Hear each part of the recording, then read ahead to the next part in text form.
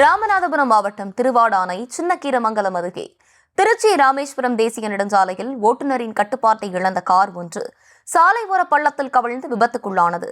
இதில் சென்னையை சேர்ந்த இருவர் காயமடைந்தனர். இதுகுறித்து கூடுதல் விவரங்களோடு இணைகிறார் எமது செய்தியாளர் ஆனந்த்குமார். ஆனந்தகுமார், வணக்கம். விரிவான விவரங்கள். தேவோட்டுக்கு வந்த சென்னை சேர்ந்த சா என்பவர் தனது நண்பர் வீட்டு திருமணத்துக்காக வந்திருக்காரு.